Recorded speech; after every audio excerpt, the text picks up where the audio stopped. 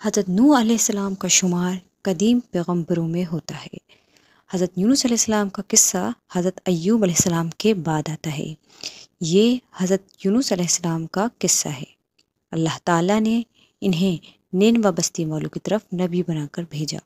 اس بستی کے لوگ کفر، شرک اور بت پرستی میں مبتلا تھے۔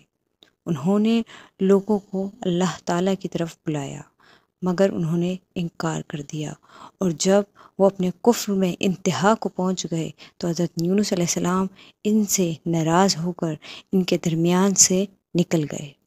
اللہ تعالیٰ نے حضرت یونس علیہ السلام کو حکم دیا کہ لوگوں کو عذاب سے آگاہ کر دو، لہٰذا حضرت یونس علیہ السلام نے 3 دن بعد لوگوں کو عذاب کی آمد کی دھمکی دی۔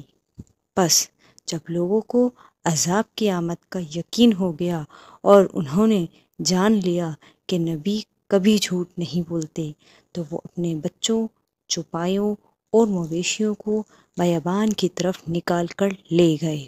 پھر انہوں نے اللہ تعالیٰ کے سامنے عاجزی سے دعا کی اور اس کے سامنے گڑ گڑائے، اونٹ ان کے بچے بلبلائے، تو اللہ تعالیٰ نے ان سے عذاب اٹھا لیا، اور جب وہ ایمان لے آئے تو ان کو خیر و خوبی کے ساتھ اللہ تعالیٰ نے دنیاوی عیش دیا۔